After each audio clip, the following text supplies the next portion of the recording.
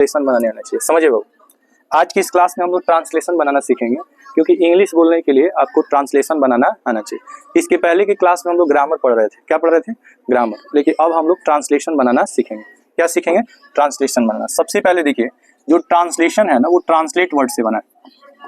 Translate word से बना है। ट्रांसलेशन किस वर्ड से बना है बताइए?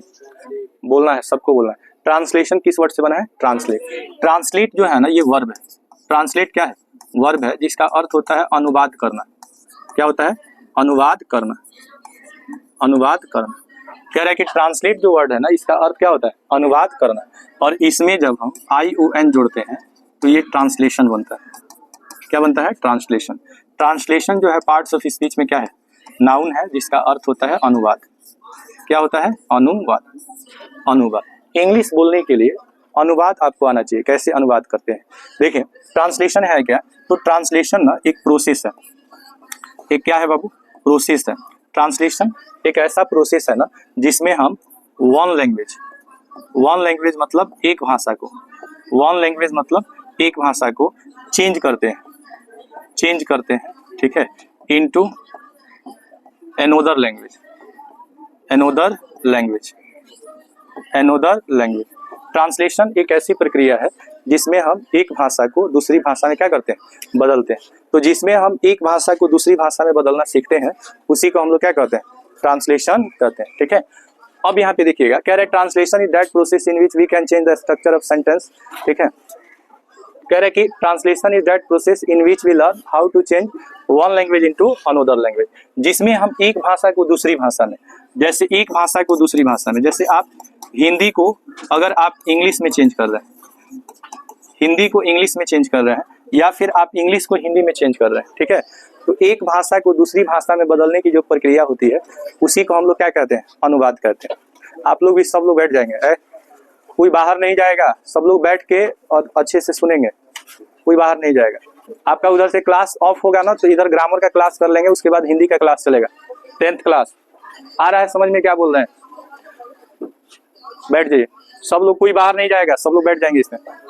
देखिए, आज से हम लोग सीख रहे हैं ट्रांसलेशन बनाना। क्या सीख रहे हैं? ट्रांसलेशन बनाना। बताइए, ट्रांसलेट मीन्स क्या होता है बाबू? ट्रांसलेट मीन्स, सब लोग बोलेंगे, ट्रांसलेट मीन्स क्या होता है? अनुवाद करना। ट्रांसलेट मीन्स होता है अनुवाद करना, और ट्रांसलेशन मीन्स क्या होता है? अनुवाद है। ट्रांसलेशन मीन्स क्या होता है? अनुवाद होता है। देखिए, ट्रांसलेशन जो होता है ना, ट्रांसलेशन जो होता है ये नाउन होता है, और ट्रांसलेट जो होता है वो क्या होता है? ट्रांसलेट क्या होता है? वर्ब होता है। ट्रांसलेशन क्या होता है? नाउन होता है। ठीक है, जल्दी बैठ जाओ, जल्दी बैठ। तो देखिए, ट्रांसलेशन को हिंदी में क्या कहेंगे? अनुवाद। देखिए, ट्रांसलेशन जो वर्ड है वो नाउन है, और ट्रांसलेट जो वर्ड है वो वर्ब है। ट्रांसलेट का अर्थ होता है अनुवाद करना। ट्रांसलेट का अर्थ क्या होता है? अनुवाद करना। और ट्रांसलेशन मीन्स क्या होता है? अनुवाद। यह एक प्रक्रिया है। प्रक्रिया को क्या बोलते हैं? प्रोसेस। इसमें हम एक भाषा को दूसरी भाषा में क्या करते हैं? बदलते हैं। अच्छा, ट्रांसलेशन में आप क्या सीखते हैं? हिंदी को या तो इंग्लिश में बदलना, या तो इंग्लिश को हिंदी में बदलना। हिंदी भी आपका भाषा है, इंग्लिश भी क्या है? भाषा। अच्छा, आप संस्कृत में भी अनुवाद करते हैं, हिंदी को संस्कृत में अनुवाद करते हैं, या संस्कृत को आप क्या करते हैं? हिंदी में अनुवाद करते हैं। तो अनुवाद करने की प्रक्रिया को ही हम लोग क्या कहते हैं? ट्रांसलेशन कहते हैं। ट्रांसलेशन में हम एक भाषा को दूसरी भाषा में बदलते हैं। अब देखिए, यहाँ पे जो हम लोग सीखने वाले हैं कि इंग्लिश में, ठीक है, अगर आपको इंग्लिश में ट्रांसलेशन बनाना हो, क्या बनाना हो बाबू? ट्रांसलेशन बनाना हो। इंग्लिश में ट्रांसलेशन बनाने के नियम, बनाने के क्या नियम? इंग्लिश में ट्रांसलेशन बनाने के नियम। देखिए, जब आपको हिंदी से इंग्लिश में कन्वर्ट करना होगा, हिंदी से क्या बनाना होगा? इंग्लिश बनाना होगा, तो आप कैसे ट्रांसलेट करेंगे? इसका क्या नियम है? कैसे आप आसानी से ट्रांसलेशन बना सकते हैं? इसके कुछ नियम होते हैं, उस पर हम लोग डिस्कस करने वाले हैं। देखिए, इंग्लिश में ट्रांसलेशन बनाने का जो पहला नियम है, यहाँ देखेंगे, इंग्लिश में ट्रांसलेशन बनाने का जो पहला नियम है, रूल 1, वो ये कहता है ना कि जब भी आप ट्रांसलेशन बनाएंगे तो किसी न किसी सेंटेंस का बनाएंगे, किसी न किसी किसका बनाएंगे? सेंटेंस का बनाएंगे। सेंटेंस को हिंदी में क्या कहते हैं बताइए? वाक्य कहते हैं। देखिए, ए वर्ड और a group of word that makes a complete sense is called sentence. शब्द अथवा शब्दों का ऐसा समूह जिसका सार्थक अर्थ होता है, उसी को हम लोग क्या कहते हैं? वाक्य कहते हैं। Sentence has been divided into 2 parts. Sentence के 2 भाग होते हैं। कितने भाग होते हैं? 2 भाग होते हैं। ध्यान से समझेंगे। सेंटेंस के 2 भाग कौन कौन से होते हैं? तो पहला भाग होता है जिसे हम सब्जेक्ट कहते हैं। क्या कहते हैं? सब्जेक्ट। इसको कर्ता या विधेय कहा जाता है हिंदी में। सब्जेक्ट को हिंदी में क्या कहा जाता है? कर्ता या विधेय। अच्छा, दूसरा भाग होता है जिसे प्रेडिकेट कहते हैं। प्रेडिकेट को हम लोग विधेय कहते हैं। क्या कहते हैं? विधेय कहते हैं। अब देखिए, सब्जेक्ट इज दैट नाउन और pronoun about which something is said in the sentence. Subject is that noun और pronoun about which something is said in the sentence. क्या कर रहा है जी? सब्जेक्ट इज दैट नाउन और pronoun about which something is said in the sentence. जिस noun और pronoun के बारे में वाक्य में कुछ कहा जाता है उसी को हम लोग क्या कहते हैं? सब्जेक्ट कहते हैं। And what we say about subject in the sentence is called predicate. Predicate क्या होता है? यहाँ ध्यान दो। प्रेडिकेट क्या होता है? वाक्य में जो भी हम लोग बात कहेंगे, सब्जेक्ट के बारे में, उसको हम लोग क्या कहेंगे? प्रेडिकेट कहेंगे। अब जैसे मान लीजिए कि हमने एक वाक्य लिखा कि गाय हम लोगों को दूध देती है। यहाँ पे समझिएगा, गाय हम लोगों को दूध देती है। गाय हम लोगों को दूध देती है। ध्यान से समझेंगे। इसमें सबसे पहले अगर हमको ट्रांसलेशन बनाना है, क्या बनाना है? ट्रांसलेशन। तो ये आपका कौन सा भाषा हो गया? हिंदी। और हिंदी को हमको चेंज करना हो किस में? इंग्लिश में। हिंदी को चेंज करना हो किस में? इंग्लिश में। तो सबसे पहले हम लोग सब्जेक्ट लिखेंगे। क्या लिखेंगे? सब्जेक्ट। तो बताइए, गाय को हम लोग क्या लिख सकते हैं? काऊ लिख सकते हैं। अच्छा, यहाँ पे देखिए, जब भी आपको ट्रांसलेशन बनाना होता है ना, तो उसका कुछ स्ट्रक्चर होता है जिसे आपको फॉलो करना होता है। क्या हो रहा है जी पीछे? यहाँ ध्यान दो, तुम दोनों क्या कर रही है? देखिए, जब भी आपको ट्रांसलेशन बनाना होगा ना, तो सबसे पहले आपको क्या करना है? सब्जेक्ट लिखना है। क्या लिखना है? सब्जेक्ट लिखना है। अच्छा, सब्जेक्ट के बाद क्या करना है? तो सब्जेक्ट के बाद आपको टेंस के अनुसार वर्ब यूज करना है। किसके अनुसार? टेंस के अनुसार आपको क्या यूज करना है? वर्ब यूज करना है। वर्ब के बाद आपको क्या लिखना है? ऑब्जेक्ट लिखना है। वर्ब के बाद क्या लिखना है? ऑब्जेक्ट। अच्छा, ऑब्जेक्ट के बाद आपको कॉम्प्लीमेंट लिखना है। क्या लिखना है? कॉम्प्लीमेंट। और कॉम्प्लीमेंट के बाद आपको फुल स्टॉप लिखना है। क्या लिखना है? Full stop. यही वाक्य बनाने का क्या होता है? स्ट्रक्चर होता है। तो बताइए, सबसे पहले हमको सब्जेक्ट लिखना है। तो गाय को हम लोग क्या बोलेंगे? काऊ। अब यहाँ पे देखिएगा, अंत में इसमें क्या है? टी है। क्या है? टी है। तो देखिए, टेंस आपको पता होना चाहिए ट्रांसलेशन बनाने के लिए। ट्रांसलेशन बनाने के लिए सबसे इंपॉर्टेंट चैप्टर आपका क्या है? टेंस है। आप जानते हैं कि टेंस की उत्पत्ति टेम्पस शब्द से हुई है। इसमें हम वर्ब के बारे में अध्ययन करते हैं। किसके बारे में? वर्ब के बारे में अध्ययन करते हैं। वर्ब के अध्ययन को ही क्या कहते हैं? टेंस कहते हैं। Tense is the study of verb. It refers to the time of an action और event in the sentence. Tense is divided into 3 parts: present, past और फ्यूचर। कितने टाइप के टेंस होते हैं जी? 3 टाइप के टेंस होते हैं। पहला प्रेजेंट टेंस, दूसरा पास्ट टेंस और तीसरा फ्यूचर टेंस। प्रत्येक टेंस के कितने भेद होते हैं? 4। Indefinite, continuous, perfect and perfect continuous. तो यहाँ पे जो टेंस दिख रहा है ना, वो ताहे तीहे रहेगा तो सिंपल प्रेजेंट टेंस कहलाएगा। क्या कहलाएगा? सिंपल प्रेजेंट टेंस कहलाएगा। तो यहाँ पे लिखेंगे the cow. Simple present tense में V1 और V5 लगता है। क्या लगता है? V1 और V5। यहाँ काऊ एक है, इसलिए इसके साथ हम लोग क्या यूज करेंगे? V5। तो क्या हो जाएगा? The cow gives. और हम लोगों का वी होता है, लेकिन जब वर्ब के बाद हम लोग आएगा ना, तो यहाँ ऑस यूज करेंगे। क्या यूज करेंगे? ऑस। अब इसमें एक चीज आपको याद रखना है, एक सब्जेक्ट होता है और एक ऑब्जेक्ट होता है। एक क्या होगा? सब्जेक्ट। और एक क्या होगा? ऑब्जेक्ट। सब्जेक्ट और ऑब्जेक्ट। बताइए, आई क्या होता है? सब्जेक्ट। इसका ऑब्जेक्ट क्या होता है? मी। वी क्या होता है? सब्जेक्ट। इसका ऑब्जेक्ट क्या होता है? अस। बताइए, यू क्या होता है? सब्जेक्ट। इसका ऑब्जेक्ट क्या होता है? यू। ही क्या होता है? सब्जेक्ट। इसका ऑब्जेक्ट क्या होता है? हिम। सी क्या होता है? सब्जेक्ट। इसका ऑब्जेक्ट क्या होता है? हर। ईट क्या होता है? सब्जेक्ट। इसका ऑब्जेक्ट क्या होता है? ईट का ईट होता है। ईट का क्या होता है? ईट। अच्छा, दे होता है सब्जेक्ट, और दे का ऑब्जेक्ट क्या होता है? देम। और नाउन होता है सब्जेक्ट, और इसका ऑब्जेक्ट क्या होता है? सेम। नाउन का ऑब्जेक्ट क्या होता है? सेम। अब बताइए, यहाँ पे हम लोग को वी का ऑब्जेक्ट लिखना है, तो वी का ऑब्जेक्ट क्या हो जाएगा? अस। अब यहाँ कॉम्प्लीमेंट आपको लिखना है। क्या लिखना है? कॉम्प्लीमेंट। तो जो बचा वही कॉम्प्लीमेंट है। बचा क्या? दूध। तो यहाँ पे क्या हो जाएगा? मिल्क। तो इस इंग्लिश ट्रांसलेशन क्या हो जाएगा? The cow gives us milk. The cow gives us milk. अब जैसे मान लीजिए, अगर आप सेंटेंस लिखते हैं कि उसने मुझे एक कहानी सुनाया है। उसने मुझे एक कहानी सुनाया। ये बताइए कौन सा भाषा हो गया? उसने मुझे कहानी सुनाया, हिंदी हो गया। अब इसको हमको ट्रांसलेट करना है। क्या करना है? ट्रांसलेट करना है। किसमें ट्रांसलेट करना है? इंग्लिश में ट्रांसलेट करना है। तो इंग्लिश में ट्रांसलेट करने के लिए सबसे पहले आपको क्या लिखना है? सबसे पहले क्या लिखना है? सब्जेक्ट लिखना है। तो बताइए, उसने का क्या हो जाएगा? ही। आप चाहे तो सी भी लिख सकते हैं। ठीक है। अब देखिए, सुनाना का इंग्लिश होता है टेल। टेल माने होता है बताना या सुनाना। टेल मीन्स क्या होता है? बताना या सुनाना। ये आपका जो टेंस है। अब यहाँ पे देखिए, आ ई ए आ रहा है। तो जब किसी वाक्य के अंत में आ ई ए रहता है, या था तिथि तेथे रहता है तो उस टेंस को हम लोग कहते हैं सिंपल पास्ट टेंस। क्या कहते हैं? Simple past. अच्छा, सिंपल पास्ट टेंस में वर्ब का कौन सा फॉर्म लगता है? Second form. तो टेल का V2 क्या हो जाएगा? टोल्ड हो जाएगा। तो सी टोल्ड। अच्छा, मुझे है तो देखिए जब वर्ब के बाद मुझे आएगा तो इसका इंग्लिश मी होगा, और वर्ब के पहले अगर मुझे आएगा तो इसका इंग्लिश क्या होगा? आई होगा। याद रखिएगा, वर्ब के पहले मुझे होगा, वर्ब के पहले मुझे होगा तो क्या होगा? आई, और वर्ब के बाद मुझे होगा तो क्या होगा? मी। तो बताइए मुझे का यहाँ क्या होगा? क्या होगा? मी। एक कहानी के लिए ए का प्रयोग करेंगे और कहानी का इंग्लिश क्या होता है? बताइए क्या होता है? स्टोरी। स्टोरी मीन्स क्या होता है? कहानी। तो सी टोल्ड मी ए स्टोरी का मतलब क्या हो जाएगा? उसने मुझे एक कहानी सुनाया। अब बताइए इस वाक्य में सी को हम लोग क्या कहेंगे? ही और सी को क्या कहेंगे? सब्जेक्ट कहेंगे। क्या कहेंगे? सब्जेक्ट। अच्छा बताइए यहाँ टोल्ड को क्या कहेंगे? वर्ब। मी को क्या कहेंगे? ऑब्जेक्ट। क्या कहेंगे? ऑब्जेक्ट। एक ए स्टोरी को क्या कहेंगे? कॉम्प्लीमेंट। क्या कहेंगे? कॉम्प्लीमेंट। और ये तीनों देख रहे हैं, चाहे आपका वर्ब हुआ, क्या ऑब्जेक्ट हुआ, या क्या हुआ? कॉम्प्लीमेंट हुआ, इन तीनों पार्ट्स को हम लोग प्रेडिकेट के नाम से जानते हैं। किसके नाम से? प्रेडिकेट। यानी जो प्रेडिकेट होते हैं ना, इसके 3 भाग होते हैं। प्रेडिकेट के कितने भाग होते हैं? 3। प्रेडिकेट का पहला भाग होता है वर्ब। प्रेडिकेट का पहला भाग बताइए? वर्ब। दूसरा भाग होता है ऑब्जेक्ट। क्या होता है? ऑब्जेक्ट। और तीसरा भाग क्या होता है?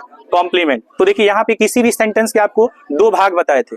पहला क्या? Subject. Subject is that noun or pronoun about which something is said in the sentence, and what we say about subject in the sentence is known as the name of predicate has been divided into 3 parts। 3 तरह के predicates होते हैं। पहला predicate में आएगा verb. क्या आएगा? Verb. दूसरा आएगा ऑब्जेक्ट, और तीसरा आएगा कॉम्प्लीमेंट। अच्छा बताइए वर्ब जो होता है वो कितने टाइप का होता है? वर्ब कितने टाइप के होते हैं बताइए? तो अगर आपसे पूछा जाए कि वर्ब कितने टाइप के होते हैं तो 2 टाइप के वर्ब होते हैं। कितने टाइप के? 2 टाइप के वर्ब होते हैं। एक को कहते हैं मेन वर्ब। क्या कहते हैं? Main verb. और दूसरे को कहते हैं एक्सुलरी वर्ब। मेन वर्ब और एक्सुलरी वर्ब। मेन वर्ब और क्या? Auxiliary verb. अब देखिए जो टेंस होता है ना, टेंस होता है वो आपको मेन वर्ब और किससे बना होता है? एक्सुलरी वर्ब से। एक्सुलरी वर्ब पहले आता है और मेन वर्ब कहाँ आता है? बताओ मेन वर्ब कहाँ आता है? बाद में आता है। एक्सुलरी वर्ब पहले आता है और मेन वर्ब कहाँ आता है? बाद में। एक्सुलरी वर्ब और मेन वर्ब के कॉम्बिनेशन को ही क्या कहा जाता है? बताओ टेंस कहा जाता है। क्या कहा जाता है?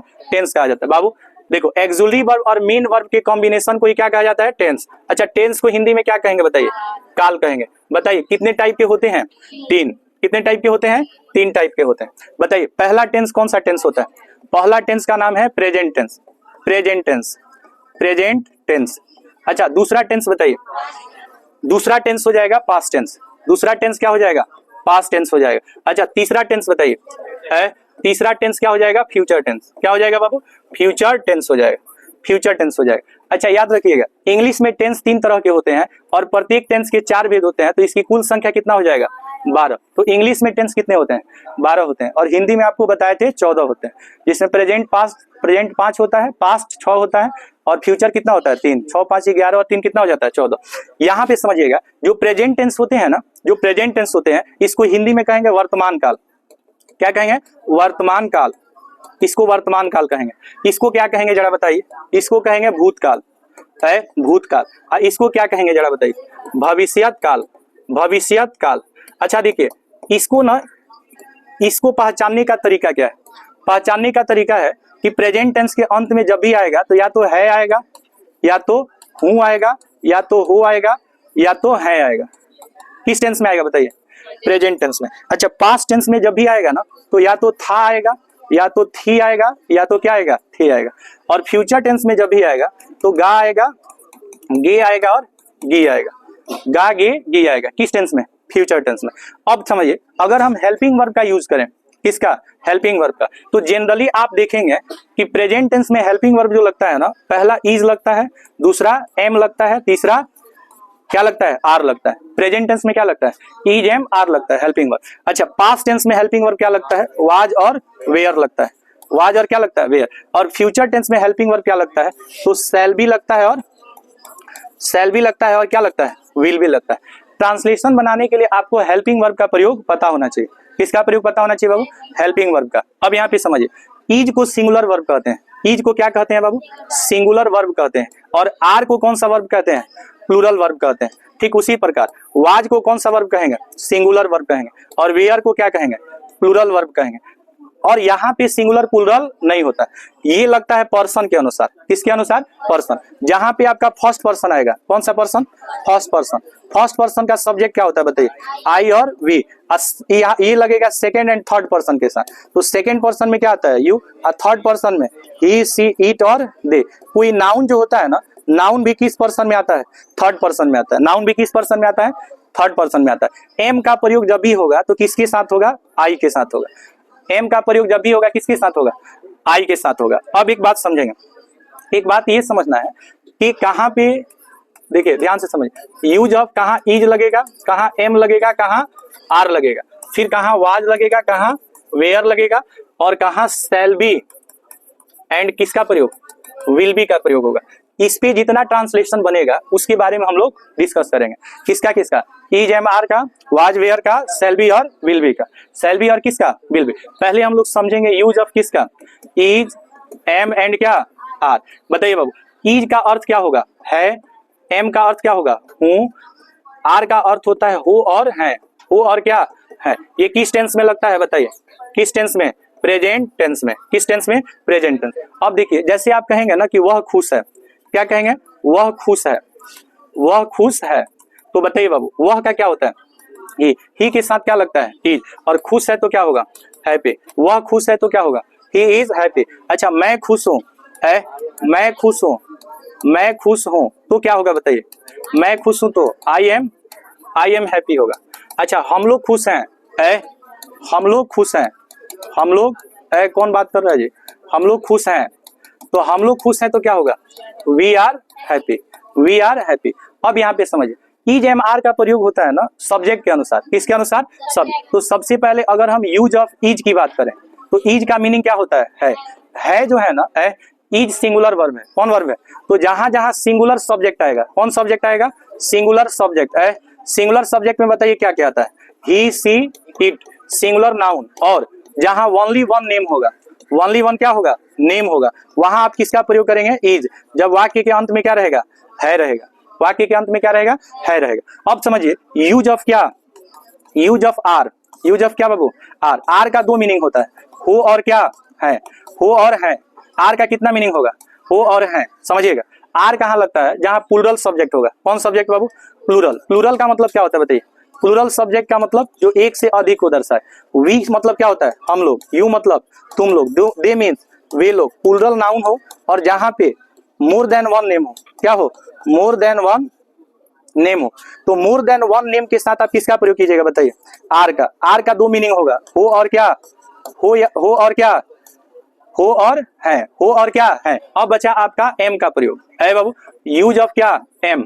यूज ऑफ क्या? एम। अच्छा, एम का जो मीनिंग होता है वो हूं होता है। एम का मीनिंग क्या होता है? हूं। और इसका प्रयोग आई के साथ किया जाता है। आई मीन्स बाबू मैं। मैं के साथ किसका प्रयोग कीजिएगा? एम का। जब वाक्य के अंत में क्या रहेगा? हूं रहेगा। वाक्य के अंत में क्या रहेगा? हूं। अब बताइए, ही के साथ क्या लगेगा? ही के साथ इज लगेगा। यहाँ पे देखिए, जहां जहां सिंगुलर सब्जेक्ट आएगा क्या क्या? सिंगुलर सब्जेक्ट में क्या क्या आएगा बताइए? है, सिंगुलर सब्जेक्ट में क्या क्या आएगा? ही आएगा, सी आएगा, इट आएगा, ये सब आएगा तो क्या लगेगा? इज लगेगा। तो बताइए, एग्जाम्पल की अगर हम बात करें, किसकी बात करें? एग्जाम्पल, वह खुश है। क्या? वह खुश है। तो बताइए क्या होगा? He is happy. तो बताइए, ही के साथ क्या लगा? इज। आई के साथ क्या लगेगा? एम। और वी के साथ क्या लगेगा? आर। इज एम आर का प्रयोग किस टेंस में होगा? प्रेजेंट टेंस में। इज एम आर का प्रयोग किस टेंस में होगा?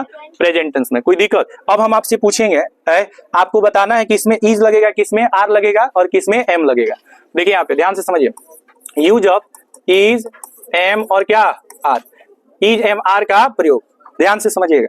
पहला दिया हो I dot dot a student, ठीक है, और इसमें आपको यूज करना हो we dot dot a students. जैसे दिया हो you dot dot a student, she dot dot a nurse है, he dot dot a doctor है बाबू। देखिए, it dot dot a strong. जैसे दिया हो दे डॉट डॉट लेबोरियस। बताइए, इसमें आपको यूज करना है इज एम आर का। किसका यूज करना है? इज एम आर का। बताइए, फर्स्ट में क्या लगेगा बाबू? फर्स्ट में क्या लगेगा? एम लगेगा। आई एम क्या होगा? I am a student. बताइए, इसका हिंदी क्या होगा? आई एम ए स्टूडेंट का हिंदी क्या होगा? मैं एक विद्यार्थी हूं, मैं एक क्या हूं, विद्यार्थी हूं। बताइए दूसरा है वी डॉट डॉट स्टूडेंट्स, क्या होगा बताइए, वी के साथ क्या लगेगा, आर। इसका हिंदी बताइए, हम लोग क्या हैं, हम लोग विद्यार्थी हैं। बताइए तीसरा है you dot dot a student, you के साथ क्या लगेगा, are. You are a student मतलब क्या होगा, तुम एक क्या हो, विद्यार्थी हो। बताइए आर का अर्थ क्या होता है, हो और हैं, हो और हैं। बताइए she dot dot a nurse, वह एक नर्स है। समझिए तो सी के साथ क्या लगेगा, ही के साथ, ईट के साथ, दे के साथ, आर। बताइए ही इज ए डॉक्टर मतलब वह एक डॉक्टर है, डॉक्टर को हिंदी में चिकित्सक भी बोल सकते हैं, वह एक डॉक्टर है। इट इज ए स्ट्रॉन्ग मतलब यह मजबूत है। और बताइए बाबू, दे आर लेबोरियस मीन्स वे लोग मेहनती है, वे लोग क्या है, मेहनती। अब अगर बताइए अगर आपको इसमें वाज वेयर का प्रयोग करना, किसका प्रयोग करना हो, वाज और वेयर का प्रयोग करना, किसका प्रयोग करना हो, वाज और वेयर। तो वाज वेयर किस टेंस में आएगा बताओ, जब थी रहेगा, था थे थी रहेगा, क्या रहेगा, था थे थी रहेगा, था रहेगा, थी रहेगा और क्या रहेगा, थे। तो अब किसका प्रयोग कीजिएगा बताइए, वाज और वेयर का। बताइए है बाबू, वाज वेयर का प्रयोग किस टेंस में होगा, पास्ट टेंस है, past tense. Use of was were का प्रयोग होगा पास्ट टेंस में, पास्ट टेंस में। देखिए जहां पे सिंगुलर सब्जेक्ट आएगा, क्या आएगा, अब बताओ सिंगुलर सब्जेक्ट में क्या क्या, आई सिंगुलर होगा, ही सिंगुलर होगा, सी सिंगुलर होगा, इट सिंगुलर होगा, सिंगुलर नाउन सिंगुलर होगा और ओनली वन नेम। इसके साथ वाज लगेगा कि वेयर लगेगा, वाज लगेगा, क्या लगेगा।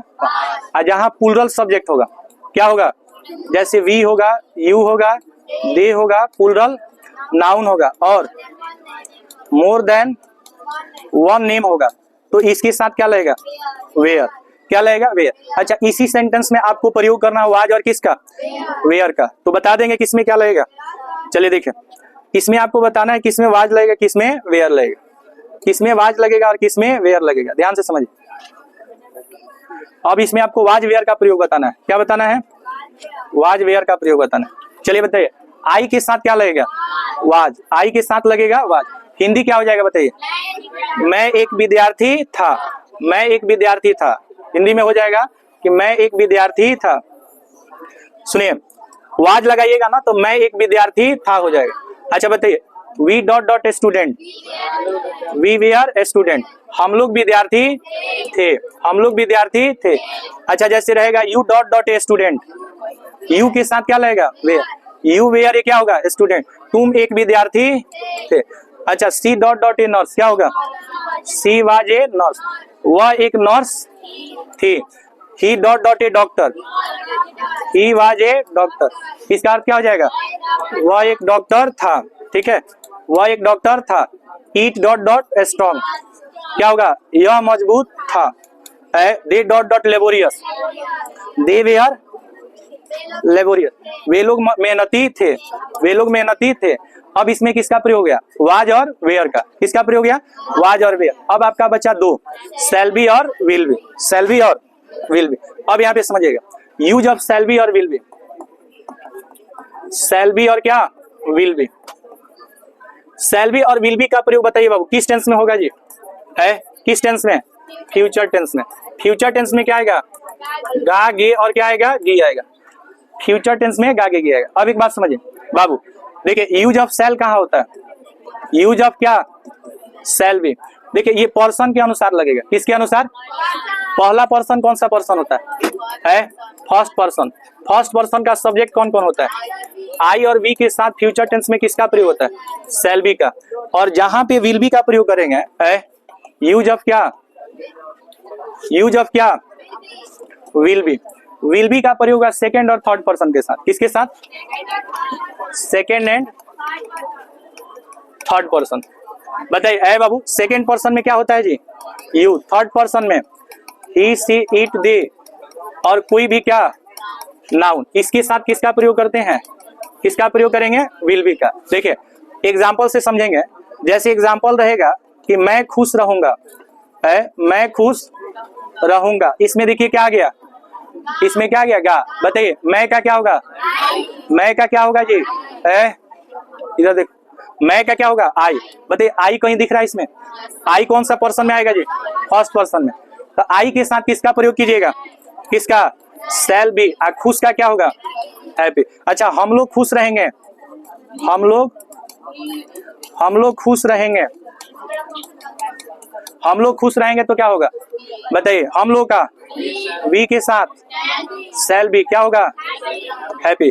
अगर कहेंगे कि वह व्यस्त रहेगी, वह व्यस्त रहेगी, बताइए वह का सी के साथ विल बी क्या हो जाएगा? बीजे। अगर कहें वह उदास रहेगा, क्या हो जाएगा? ही विल बी क्या हो जाएगा? सैड हो जाएगा। तो हम लोग तीनों टेंस में पढ़ लिए। क्या किया? एक इज एम आर का प्रयोग, ठीक है, दूसरा पढ़ लिए वाज वेयर का प्रयोग, और तीसरा पढ़ लिए शैल बी और विल बी का प्रयोग।